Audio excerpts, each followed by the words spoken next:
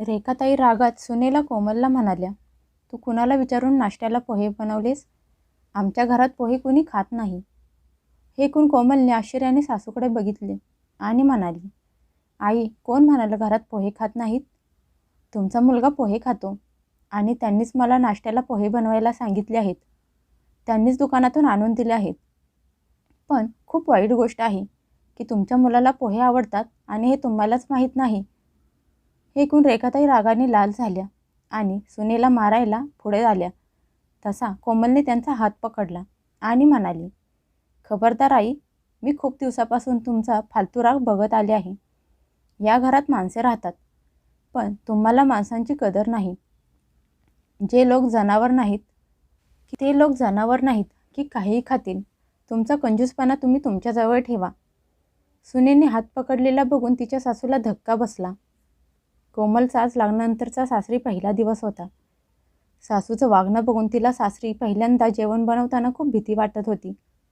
तिने तिच्या आईला फोन केला आणि म्हणाली, आई, तू तर बोलत होतीस की माझ्या सासूचा स्वभाव खूप गोड मायाळू आहे, पण जेव्हापासून मी या घरात आले आहे तेव्हापासून मी त्यांच्या चेहऱ्यावर हसू बघितलं नाही. बघावं तेव्हा त्यांचं तोंड फुगलेलं असतं. मला तर ते खूप कंजूस वाटत आहेत. आज मी जेवणात काय बनवू? मुलीचं बोलणं ऐकून तिची आई हसायला लागली आणि म्हणाली, अरे कोमल बाळा, तू उगाचच भीत आहेस. त्या मनाने खूप चांगल्या आहेत. बहुतेक घरातल्या जबाबदाऱ्यांमुळे त्या अशा झाल्या असतील. तुला तर जेवणात सगळे पदार्थ बनवायला येतात, मग तू घाबरून जाण्याची काय गरज आहे? कोमल म्हणाली, आई, चुकून माझ्याकडून काही खराब झालं तर? तिची आई म्हणाली, तू काळजी करू नकोस, काही खराब होणार नाही. कोमल फोनवर बोलत होती तेवढ्यात तिची नणंद तिच्या खोलीत आली आणि म्हणाली, वहिनी, तू उद्या सकाळी लवकर तयार होऊन बस. उद्या तुला आपल्या किचनमध्ये जेवण बनवायचं आहे. कोमल तिच्या नंदीला म्हणाली, स्वातीताई, तुम्ही मला हे सांगा की घरात कोणाला काय काय आवडतं आणि तिखट किती खातात. तेवढ्यात किचनमध्ये तिची सासू आली आणि म्हणाली, नव्या सूनबाई, तू तुझं थोडं तरी डोकं वापर. आता सासरच्या लोकांच्या आवडीनिवडी रीतिरिवाज समजून घेण्याची वेळ आली आहे. ज्या पद्धतीने तिची सासू कठोर आवाजात तिच्याशी बोलत होती ते बघून बिचारी कोमल घाबरून गेली आणि गप्प बसली.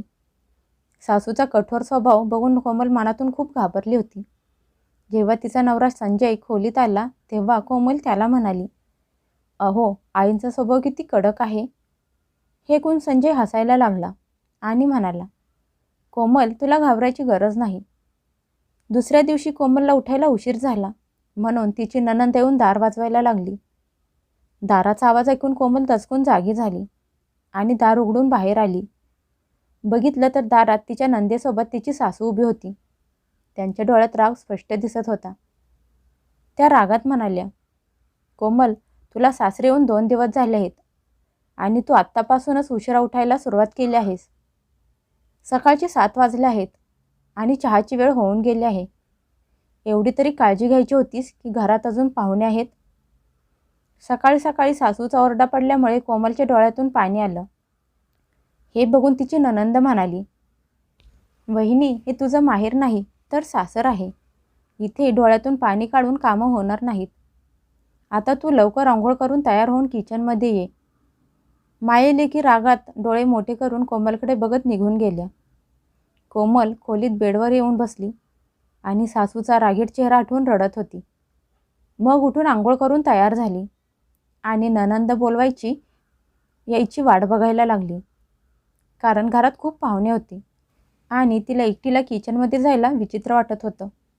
तिची नणंद तिच्या खोलीत आली आणि म्हणाली, वहिनी, तू तयार होऊन इथे का बसली आहेस? किचनमध्ये यायचं होतं ना. कोमलला तिचं बोलणं जरा विचित्र वाटलं, पण ती काही बोलू शकत नव्हती. ती स्वातीसोबत किचनमध्ये आली. तिची सासू तिची रागात वाट बघत किचनमध्ये उभी होती. तिला बघून लगेच म्हणाली, तयार व्हायला जर एवढा वेळ लावत असशील तर नाश्ता आणि जेवण बनवायला किती वेळ लावणार आहेस? आता तू असं कर, सगळ्यांसाठी चहा आणि नाश्त्याला उपीट बनव. कोमलने सगळ्यांसाठी चहा नाश्ता बनवला. नंतर तिने जेवण बनवायला घेतले. तिच्या सासूने तिला जेवणात डाळ, भात, भाजी, चपाती आणि गोडामध्ये खीर बनवायला सांगितली होती. कोमलने विचार केला की असं साधं जेवण तर रोजचंच प्रत्येकाच्या घरी बनवलं जातं. त्यापेक्षा मी जेवणात पुरी, मिक्स व्हेज आणि पुलाव बनवते. असं म्हणत तिने फ्रीजमधून भाज्या काढल्या आणि धुवून चिरून भाजी बनवायला घेतली. तेवढ्यात तिची नणंद स्वाती किचनमध्ये आली आणि तिला मिक्स व्हेज बनवताना बघून म्हणाली, वहिनी, आईने तुला डाळ भात बनवायला सांगितला होता. कोमल म्हणाली, ताई, मी विचार केला की असं साधं जेवण तर रोज सगळ्यांच्या घरी बनतच असतं. आज पाहुणे घरात आहेत म्हणून मी मिक्स व्हेज, पुरी आणि पुलाव बनवायचा निर्णय घेतला. माझ्या हातचे जेवण त्यांना पण खायला मिळेल. पाहुणे तर रोज रोज आपल्या घरी जेवायला येणार नाहीत ना. त्यावेळी तर स्वाती काहीच बोलली नाही आणि गपगुमानं किचनमधून निघून गेली. सगळं जेवण बनवून तयार झाल्यानंतर कोमलने नंदेला आवाज दिला आणि म्हणाली, ताई, जेवायला सगळ्यांना बोलवून आणा. तोपर्यंत मी गरम गरम पुऱ्या करायला घेते. स्वातीने सगळ्यांना जेवायला बोलवलं. सगळे जेवायला बसले.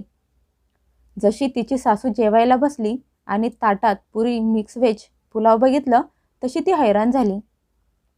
तेवढ्यात कोमल गरम पुऱ्या घेऊन बाहेर आली. तिची सासू म्हणाली, कोमल, मी तुला भाजी चपाती बनवायला सांगितली होती, मग तू पुरी भाजी का बनवलीस? सासूचे बोलणे ऐकून कोमल म्हणाली, आई, मी विचार केला, लग्नाचं घर आहे, मग डाळ भात बनवणं चांगलं वाटणार नाही, म्हणून मी पुरी भाजी बनवली. हे ऐकताच तिच्या सासूने रागात तिच्याकडे बघितलं. तशी कोमल थोडी घाबरली. तिची सासू म्हणाली, लग्नात पुऱ्या तेलकट खाऊन लोक कंटाळले होते, म्हणून मी तुला साधंसुद्धा जेवण बनवायला सांगितलं होतं. आता जर पाहुण्यांची पोटं खराब झाली तर त्याची जबाबदारी तू घेणार आहेस का? हे ऐकून कोमलचा चेहरा उतरला. सगळे लोक घरी आले. कोमलची सासू तिला म्हणाली, कोमल, दूध गरम करून फक्त आत्यांना दे. लक्षात ठेव, दुसऱ्या कोणाला देऊ नकोस.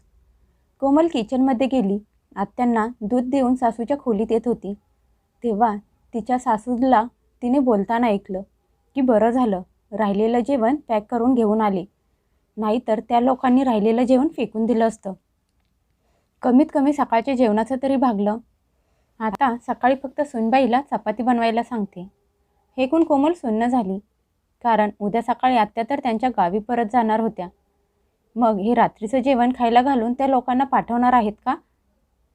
कोमल सकाळचा गजर लावून झोपली आणि सकाळी 6 वाजता उठली. घराची साफसफाई करून आंघोळ केली. सगळ्यांना चहा नाश्ता दिला आणि दुपारच्या जेवणाची तयारी करायला लागली. तशी तिची सासू किचनमध्ये आली आणि म्हणाली, सुनबाई, भाजी बनवायची गरज नाही, फक्त चपाती बनव. रात्री हॉटेलमधून आणलेली भाजी आहे. हे ऐकून कोमल म्हणाली, पण आई, आत्या तर आज त्यांच्या घरी परत जाणार आहेत, मग त्यांना जाताना काहीतरी छान बनवून घालूया ना. हे ऐकून तिची सासू रागाने लाल झाली. त्या काही बोलणार तेवढ्यात त्यांची नणंद किचनमध्ये आली.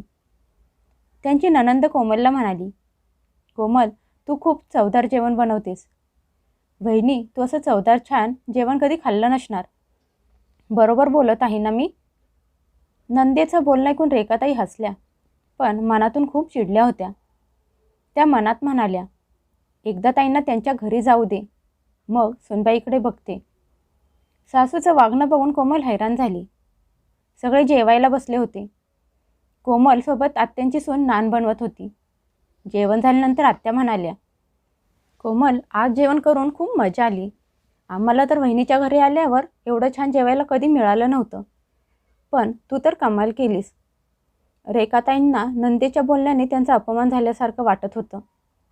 त्यांची नणंद सारखी सारखी रेखाताईंसमोर कोमलची प्रशंसा करत होत्या आणि म्हणाल्या, एक सून घरात आल्यावर घरातले वातावरण बदलून टाकते.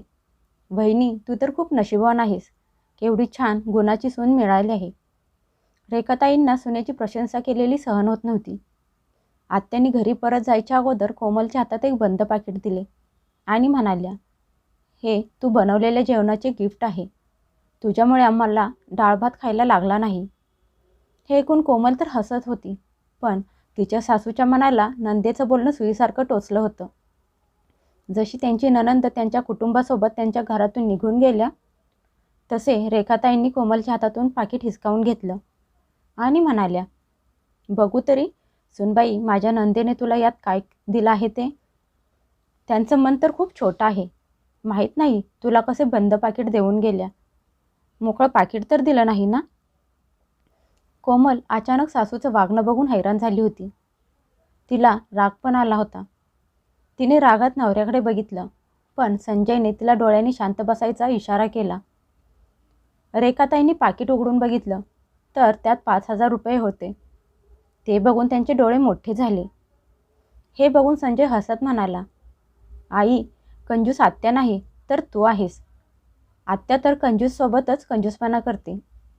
तू त्यांना डाळ भात खायला घालशील, मग समोरचा तुझ्यासोबत तसाच वागणार. असं म्हणत संजय खोलीत निघून गेला. त्याच्या मागे मागे कोमल पण जायला लागली. तसे रेखाताईंनी तिला थांबवलं आणि म्हणाल्या, कोमल, तू इथेच थांब, मला तुझ्याशी बोलायचं आहे. हे ऐकून कोमल थोडी घाबरली. स्वाती पण हात बांधून तिच्याकडे बघत होती. रेखाताई डोळे मोठे करून कोमलला म्हणाल्या, कोमल, हा तुझा पहिला आणि शेवटचा चान्स होता स्वतःची मर्जी घरात चालवण्याचा. पण माझं बोलणं कान उघडे ठेवून ऐक. इथून पुढे स्वतःचं डोकं चालवण्याची गरज नाही. किचनमध्ये तेच बनणार जे मी सांगेन. असं करून तर तू माझं किचन मोकळं करून ठेवशील. सुनेवर राग काढून तिची सासू आणि ननंद खोलीत निघून गेल्या.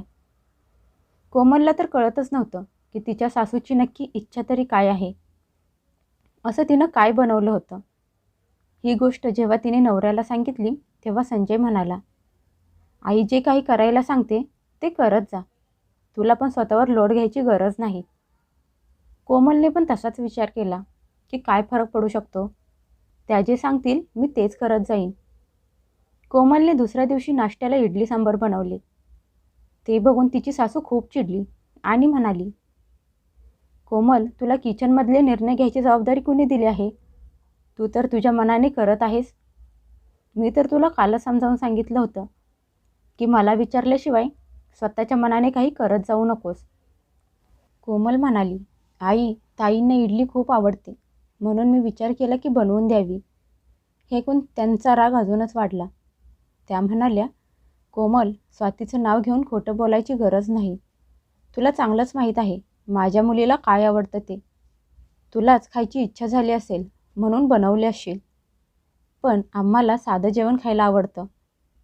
उद्यापासून घरात हे सगळं बनणार नाही. सासूच्या या असल्या वागण्यावर कोमलला मनातून खूप राग आला होता. पण नवीन नवीन लग्न झालं होतं, त्यामुळे ती काहीच करू शकत नव्हती. दुसऱ्या दिवशी संजय म्हणाला, कोमल, तुला पोहे बनवता येतात का? हे ऐकून कोमल खुश होऊन म्हणाली, हो, येतात ना. तुम्हाला खायचे असतील तर बनवून देते. पण कोमलने किचनमध्ये जाऊन बघितलं तर पोहे नव्हते. संजयने लगेच बाहेरून तिला पोहे विकत आणून दिले आणि बनवायला सांगितलं. कोमल पोहे बनवत असलेले बघून स्वातीने आईकडे जाऊन चुगली केली. रेखाताई रागात किचनमध्ये आल्या आणि म्हणाल्या, कोमल, तू कुणाला विचारून पोहे बनवत आहेस? आमच्या घरात पोहे कुणी खात नाही. हे ऐकून तर कोमल आश्चर्याने सासूकडे बघायला लागली आणि मग म्हणाली, आई, कोण म्हणालं की घरात कोणच पोहे खात नाही? तुमचा मुलगा पोहे खातो. त्यांनी स्वतः मला आणून दिले आहेत. पण खूप वाईट गोष्ट आहे की तुम्हाला माहीत नाही. हे ऐकून तिची सासू रागाने लाल झाली आणि कोमलला मारण्यासाठी हात उचलला. तसा कोमलने त्यांचा हात पकडला आणि म्हणाली, खबरदार आई, खूप दिवसापासून मी तुमचा फालतू राग बघत आहे. या घरात माणसे राहतात, पण तुम्हाला माणसांची कदर नाही. ते लोक जनावरं नाहीत की काहीही खातील. तुमची कंजूसी तुमच्याजवळ ठेवा. सुनेने हात पकडलेला बघून रेखाताईंना धक्का बसला. त्यांनी घरात गोंधळ घालायला सुरुवात केली. तसा संजय खोलीतून बाहेर आला आणि म्हणाला, आई, काय झालं? का उगाच ओरडत आहेस? काय झालं? घरात पोहे बनवले तर? का तू घर डोक्यावर घेतलं आहेस? हे ऐकून रेखाताईंनी डोळे मोठे करून मुलाकडे बघितलं आणि रागात ओरडत म्हणाल्या, आता मला हे दिवस पण बघायला लागणार आहेत की मुलगा सुनेची बाजू घेऊन माझ्याशी भांडत आहे. सासूची तर इथे काहीच इज्जत नाही. सगळी कामं स्वतःच्या मर्जीने केली जातात. ही घरात यायच्या अगोदर तर कुणी पोहे खाण्याबद्दल बोललं नव्हतं. आणि नाही कुणी इडली खात होतं. पण ही आल्यानंतर सगळ्यांची आवड बदलली आहे. हे ऐकून संजयला खूप राग आला होता. पण त्याला कोमलसमोर त्याच्या आईला काही बोलायचं नव्हतं. त्यामुळे रागात त्याने बनवलेले पोहे कचऱ्यात टाकून दिले आणि खोलीत निघून गेला. कोमल रागात सासूला म्हणाली, आई, आता तुमच्या मनाला शांती मिळाली असेल ना? मी हे तुमच्या मुलासाठी बनवले होते.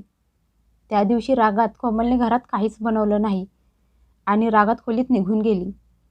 दुसऱ्या दिवशी तिची सासू कोमलच्या खोलीत गेली आणि म्हणाली, एवढी अकड दाखवायची गरज नाही. चल, जाऊन किचनमध्ये पराठे बनव. कालची बटाट्याची भाजी थोडी फ्रीजमध्ये ठेवलेली आहे. त्याचे पराठे बनवून सगळ्यांना वाढ. कोमल स्वतःचा राग शांत करत किचनमध्ये गेली. तिने भाजी बाहेर काढली तर वाटीभर होती. ते बघून कोमलने डोक्यावर हात मारला. आता तिला चांगलं समजलं होतं.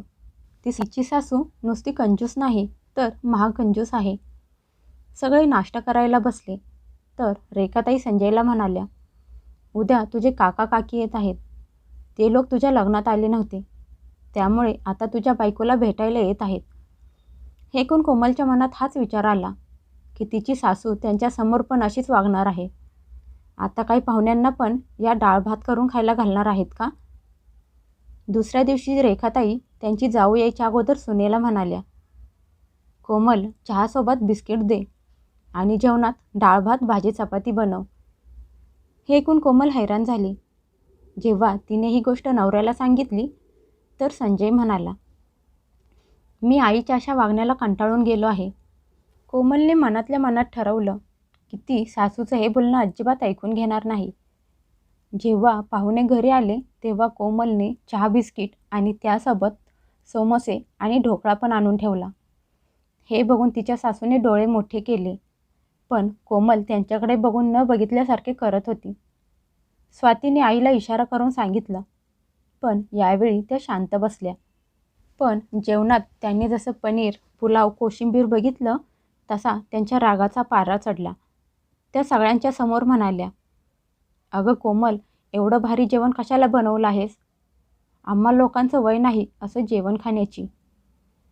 हे ऐकून कोमल म्हणाली, आई, मी तुमच्यासाठी तुमच्या पद्धतीचं जेवण पण बनवलं आहे. तुम्ही थांबा, तुमचं ताट घेऊन येते.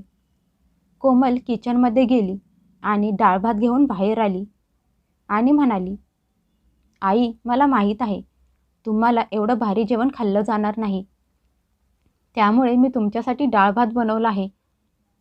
हे बघून रेखाताईंच्या मनातला ज्वालामुखी भडकला. त्या मनात म्हणाल्या, माझ्या मुलाची कमाई तू या लोकांवर उडवत आहेस आणि माझी मस्करी पण करत आहेस. हे लोक जाऊ दे, मग या महाराणीची खैर नाही. कोमलने पाहुण्यांचे छान स्वागत केले. ते बघून ते लोक खूप खुश झाले.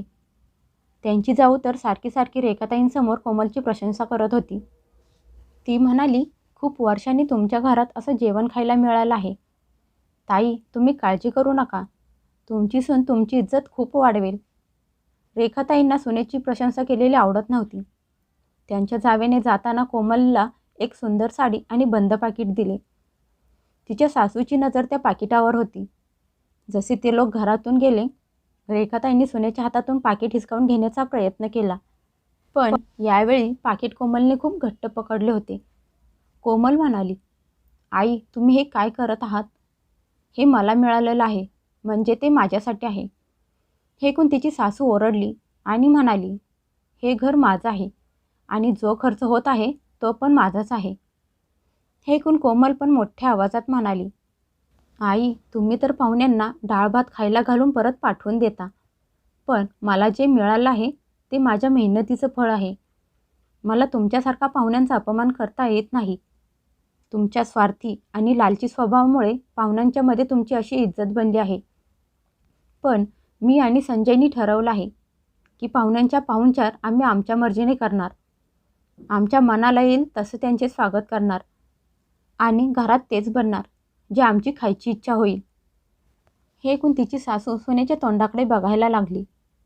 स्वाती मध्येच म्हणाली, आई, बघितलं का, तुझी सून तुझा अपमान करत आहे आणि तुझा मुलगा बघत खांबासारखा उभा आहे.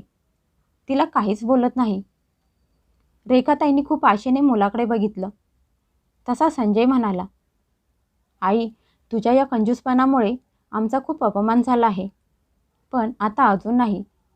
तुझ्या कंजूसपणामुळे तू कधी आम्हाला पोटभर जेवायला दिलं नाहीस. या घरात कधीच वेगवेगळे पदार्थ बनले नाहीत. आता मला अजून सहन होत नाही. आता कोमल तिच्या पद्धतीने घर सांभाळेल. तू तिचा अपमान करणार नाहीस. जर तू असं केलंस तर आम्ही दोघं वेगळे राहायला जाऊ. मुलाचं बोलणं ऐकून त्याच्या आईचा राग एका क्षणात गायब झाला. त्यांच्या डोळ्यात पाणी आलं. ते दोघं खोलीत निघून गेले. स्वातीने परत आईला भडकवण्याचा प्रयत्न केला. ती म्हणाली, आई, बघितलंस का कशी दोघं वागत आहेत? तू या घरची मालकीण आहेस का? ती दोघं आहेत. हे ऐकून रेखाताईंनी स्वातीच्या जोरात कानाखाली वाजवली आणि म्हणाल्या, स्वाती, खूप झालं. मला तुझ्या बहिणीकडून खूप शिकायची गरज आहे. तू पण तुझ्या बहिणीकडून खूप शिकायचं आहेस. तू तेच करत आहेस जे मी तुला शिकवलं आहे. पण आता खूप झालं. मला आज ही जाणीव झाली आहे की मी माझ्या मुलांना किती चुकीच्या सवयी लावल्या आहेत आणि त्यांना दाबून ठेवलं आहे. संस्कार तर ते असतात जे कोमलमध्ये आहेत.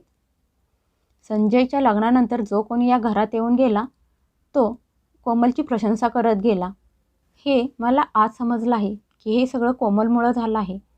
कारण ती सगळ्यांना मानसन्मान देते, त्यांची इज्जत करते. आज रेखाताईंना अक्कल आली होती. त्यांनी आता कोमलवर बंधनं घालायची बंद केली होती. आता घरात सगळ्यांच्या आवडीनिवडी जपल्या जात होत्या.